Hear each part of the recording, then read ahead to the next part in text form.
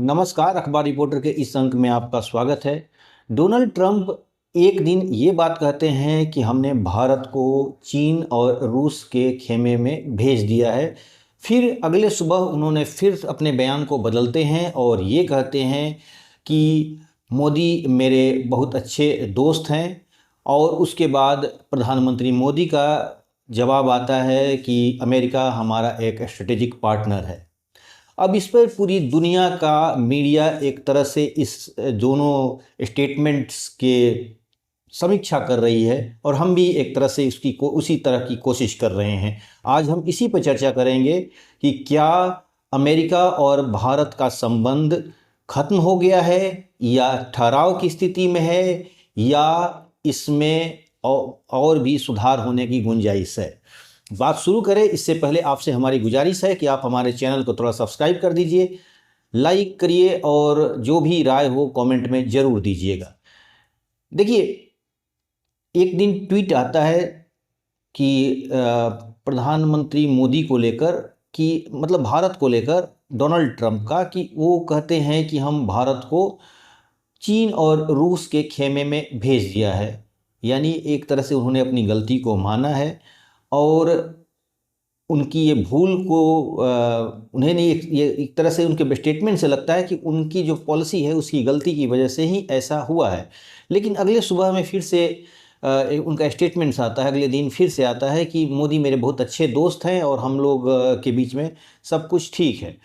फिर उसके बाद प्रधानमंत्री मोदी का आता है कि अमेरिका हमारा ग्लोबल पार्टनरशिप है, यानी ग्लोबल स्ट्रेटेजिक पार्टनर है।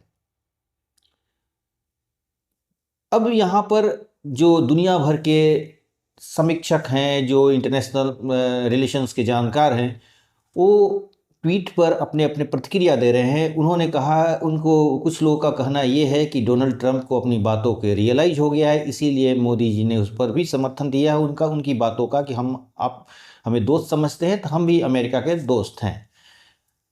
दूसरी चीज़ कि एक तरफ ब्रिक्स है, एससीओ है, यानी वो गुट जिसको चीन और रूस एक तरह से रिप्रेजेंट कर रहे हैं और दूसरी तरफ अमेरिका है, यानी दो खेमे बटे हुए हैं। अब हमें ये जानना होगा कि भारत की पोजीशन क्या है। भारत की पोजीशन रूस और चीन की तरफ है या अमेरिका की तरफ है, यानी भारत किस तरफ घूमेगा। अब कुछ लोग की बातें ऐसी हैं कि इसमें जो भारत है अमेरिका के नज़दीक है और दिखाने की कोशिश कर रहा है और चीन को भी एक तरह से लुभाने की कोशिश कर रहे हैं। यानी भारत एक ऐसा बीच की कड़ी है जो दोनों की तरफ, जिधर जिसकी तरफ जाएगा उसका पलड़ा भारी हो जाएगा। ये पूरे जो इंटरनेशनल रिलेशन के जानकार हैं, सब लोग अपनी अपनी तरह से प्रतिक्रिया दे रहे हैं। मैं ये कहना चाहता हूँ कि इंटरनेशनल रिलेशंस ट्वीट पर नहीं चलते हैं। डोनाल्ड ट्रंप के अंदर एक विचार आया, इमोशनली वो भी एक इंसान है, उन्होंने कुछ दिन पहले कुछ और कहा, उसके बाद फिर उनके विचार बदले और फिर उन्होंने स्टेटमेंट्स बदला, फिर से मोदी जी खामोशी टूटती है। मतलब ये सब टोटल ट्वीट टू ट्वीट हो रहे हैं। इंटरनेशनल रिलेशंस में ट्वीट नहीं होता है। डोनाल्ड ट्रंप ने जब पॉलिसी 50% का लगाया है तो कुछ लोग ये कह रहे हैं कि डोनाल्ड ट्रंप ने इसलिए लगाया है क्योंकि डोनाल्ड ट्रंप को नोबेल प्राइज़ मिलना था और भारत उसका समर्थन नहीं दे रहा था। तो मैं ये भी बोलूँ कि ये भी सोचना गलत है। अमेरिका क्या सोच रहा है, पहले ये बात समझिए कि अमेरिका ने इस तरह दुनिया को क्यों, डोनाल्ड ट्रंप के आते ही दुनिया में अलग अलग देशों में, भारत अकेला नहीं है जिस पर टैरिफ लगाया गया है, अलग अलग दुनिया के देशों में टैरिफ की बातें हुई हैं और सब पे। इसकी वजह क्या है? इसकी वजह है कि अमेरिका उस दूर की उस आहट को समझ रहा है। सारे प्रेसिडेंट समझ रहे थे, या पीछे जो बाइडन के हों या डोनाल्ड ट्रंप के हों, ये सब लोग समझ रहे हैं कि अमेरिका का रियल प्रॉब्लम क्या है। अमेरिका का रियल प्रॉब्लम है कि अमेरिका दूर की दृष्टि से देख रहा है कि आने वाले समय में जिस तरह टेक्नोलॉजी आ रही है, जिस तरह एआई का दौर चलने वाला है, इससे नौकरियां कम होंगी और नौकरियां जब कम होगी तो हम अपनी नौकरियों को पहले बचाएं। जहां अमेरिकन लोग अपने छोटे छोटे काम दूसरे दूसरे देशों से करवाते हैं, कुछ देरी ही सही, कुछ नुकसान ही सही, लेकिन अमेरिका अपने पैरों पर खड़ा फिर से हो जाए।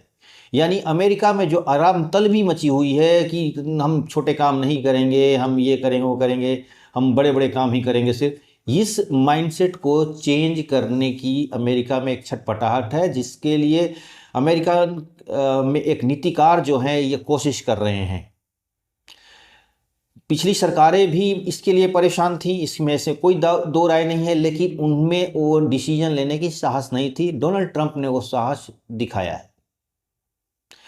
अब भारत पर 50% टैरिफ एक सिंबॉलिक मैसेज है सारी दुनिया को कि जहां जहां अमेरिकन इंटरेस्ट होगा, अमेरिका उस पर चोट करेगा, खासतौर पर आर्थिक रूप से। अब जब दुनिया दो भागों में बटी हुई दिख रही है, एक तरफ चीन और रूस का गुट है और एक तरफ अमेरिका है, और भारत का कहाँ पोजीशन क्या है? तो भारत का पोजीशन के लिए हमें उस महाभारत का दौर में चलना होगा जब कौरव और पांडव की सेनाएं आपस में आमने सामने थीं। कौरव के सेना में भी पांडवों के शुभचिंतक थे और पांडवों के सेना में भी कौरवों के शुभचिंतक थे। यानी भीष्म पितामह वगैरह गुरु द्रोणाचार्य वो पांडवों के लिए भी प्रिय थे, और पांडवों के भी कृष्ण हो गए, चाहे पांचों पांडव हैं, उनके लिए भी कौरव में जो द्रोणाचार्य वगैरह जो थे इनके प्रिय थे, यानी एक दूसरे के प्रिय थे। अब गीता का उपदेश जो हुआ है वो बीच सेना के दोनों खेमों के बीच में ले जाकर कृष्ण ने ये प्रश्न जो प्रश्न किया है वो सेनाओं के बीच में है। डिसीजन अर्जुन को लेना है कि आप किधर जाएंगे, यानी युद्ध करेंगे या नहीं करेंगे। भारत का पोजीशन भी आज वही है। भारत को जब ये सोचना होगा कि आपको ये डिसीजन लेना होगा कि जो एआई टेक्नोलॉजी आ रही है, अमेरिका अपनी इंटरेस्ट को देखेगा ही देखेगा। जो एक तरह से माहौल चल रहा है कि हम लोग अपने यहाँ कुछ निजात नहीं करेंगे, अपने जो मैन पावर है, वो जो हमारे यहाँ टैलेंट्स है, वो दूसरे दूसरे देशों में भेज देंगे कि चलो भाई वहाँ कम से कम उनकी रोजी रोटी की व्यवस्था हो जाएगा। ये माइंडसेट्स को भारत से अब निकलना होगा। अब युद्ध है, मैं ये नहीं कह रहा हूँ कि गोले बारूद चलने वाले हैं, व्यापार युद्ध भी हो सकता है, एक वैचारिक युद्ध भी हो सकता है, यानी हर देश अपने इंटरेस्ट के लिए यहाँ पर लड़ रहा है। पांडवों के सैनिक में सेना में भी सब लोग के अपने अपने इंटरेस्ट थे, वो पांडवों के साथ लड़ रहे थे, लेकिन सब लोग अपने इंटरेस्ट के लिए लड़ रहे थे। ठीक उसी तरह कौरवों के सेना में भी अपने इंटरेस्ट के लिए सब लोग लड़ रहे थे। यहां पर ही बात वही है। अब अर्जुन को तय करना है कि वो किसके साथ जाएगा, युद्ध करेगा या सरेंडर करेगा। भारत की पोजीशन अर्जुन और कृष्ण वाली है, यानी आपको अब निर्णय लेने का समय आ गया है कि आप क्या करेंगे। यानी आपको अब अमेरिका को कितना भी फुसला लीजिए, कितना भी प्रेम मोहब्बत दिखा लीजिए, अमेरिकन ये बात को समझ चुके हैं कि हमें अपनी नौकरियों को बचाना है, और हमें अपनी नौकरियों को बचाने के लिए उन क्षेत्रों को फिर से जीवित करना होगा जिन्हें हम दूसरों को सौंप चुके हैं। खासतौर पर आईटी, खासतौर पर जो मैन्युफैक्चरिंग जो चीन वगैरह को दे दिया है उसने। हाँ, अमेरिका को कुछ नुकसान होगा, कुछ समय लॉन्ग टर्म शॉर्ट टर्म से नुकसान होगा, लेकिन लॉन्ग टर्म में अमेरिका को फायदा होगा। डोनाल्ड ट्रंप इसी रास्ते पे चल रहे हैं। बहुत लोगों को लग रहा होगा कि नहीं, डोनाल्ड ट्रंप को क्या नुकसान है, अमेरिका को, अरे डोनाल्ड ट्रंप को नुकसान होगा, अमेरिका को बहुत नुकसान होगा, भारत को क्या नुकसान है। नुकसान जाहिर सी बात है कि अमेरिका को नुकसान होगा, इसमें कोई दो राय नहीं, लेकिन ये तात्कालिक होगा। लॉन्ग टर्म में अमेरिका फिर से अपने रियल पोजीशन को पालेगा।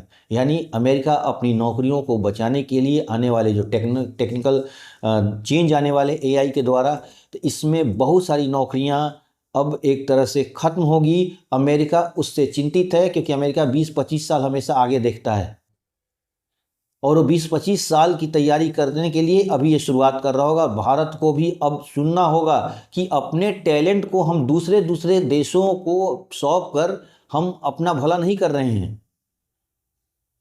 जो यहाँ पर ब्रेन ड्रेन हो रहा है ना, इसको रोकना होगा। ये बहुत ज़रूरी है। दूसरी चीज़ कि हम आईटी सेक्टर में भी ज़्यादा कुछ, हम लंबे समय से आईटी के लिए काम कर रहे हैं, लेकिन हम आईटी के लिए काम नहीं कर रहे हैं, हम कुछ नया तैयार नहीं कर रहे हैं, हम सॉफ्टवेयर डेवलप नहीं कर रहे हैं, हम बड़े बड़े उसमें कुछ नयापन नहीं ला रहे हैं। हम बस एक तरह से छोटे मोटे उनके जॉब्स, छोटी मोटी जो प्रॉब्लम सॉर्ट आउट जो होता है उसके लिए हम कॉल सेंटर में उनका कस्टमर केयर के लिए काम कर रहे हैं, हम उनके जो ग्राहक सपोर्ट होता है उसके लिए काम कर रहे हैं, हम नया नहीं कर रहे हैं आईटी में भी। अमेरिकन ये बात जानते हैं। इसलिए आने वाले समय में अमेरिका, ये कहिए कि वो भारत के प्रति नरमी दिखाएगा तो जी नहीं, दिखाने वाला नहीं है। भारत को डिसीजन लेना होगा कि उसका इंटरेस्ट किसके साथ है। इस कौरव और पांडव इस महाभारत के युद्ध में लड़ने में फायदा है या रण छोड़ वाली नीति अपनानी होगी। यानी आपको तय करना होगा कि आपके हित किसके साथ है, अमेरिका के साथ है या रूस और चीन के साथ है। क्योंकि आपके साथ जो आपका भविष्य है बहुत ही पूरी दुनिया के लिए चैलेंज होने वाले हैं, नौकरियां जाने वाली है, कुछ नए जॉब्स पैदा भी होंगे, इसमें कोई दो राय नहीं। टेक्नोलॉजी नए जॉब्स लाती भी है और कुछ जो ट्रेडिशनल जॉब्स को ख़त्म भी करेंगी। तो हमें इस चीज़ के लिए तैयारी करनी होगी। अमेरिका इसके लिए तैयारी कर रहा है और उसी तैयारी के तहत ही दुनिया के अलग अलग देशों पर वो टैरिफ लगाया है ताकि उनका मैन्युफैक्चरिंग उनके देश में आ जाए, उनके जॉब्स फिर से नए तरीके से खड़े हो जाएं। और इसके लिए जो लोग, उनके जो लीडरशिप है, अलग अलग स्टेटमेंट्स दे रहे हैं, लेकिन स्टेटमेंट से कुछ नहीं होता। मैं ये फिर बोल रहा हूँ कि ट्वीट से विदेश नीतियाँ तय नहीं होती हैं, चाहे वो डोनाल्ड ट्रंप ही क्यों ना ट्वीट करते हो, चाहे नरेंद्र मोदी ही क्यों नहीं करते हो। विदेश नीतियाँ तय करने वाली एक व्यवस्था है और उस व्यवस्था के तहत ही होता है। और अमेरिका में जो विदेश नीति तय हो रही है वो आने वाले जो 25 साल आगे जो समस्याएं आने वाली है एआई के द्वारा, उसकी तैयारी है ये। यानी टैरिफ को, जिसे आप समझ रहे हैं कि ये टैरिफ भारत दुनिया को परेशान करने के लिए है, ऐसी बात नहीं है। ये अमेरिका का 25 साल आने वाले भविष्य के लिए तैयारी है। आगे जो एआई से जो नौकरियां कम होगी, उस नौकरियों की भरपाई के लिए वो दुनिया में जो जो उसके जॉब्स बिखरे फैल चुके हैं, उनको फिर से समेट रहा है। तो आज के अंक में बस इतना ही। नए के साथ फिर आपसे मुलाकात होगी। आपसे हमारी गुजारिश है कि आप हमारे चैनल को थोड़ा सब्सक्राइब कीजिए, लाइक कीजिए और शेयर हो सके तो ज़रूर करिएगा। धन्यवाद।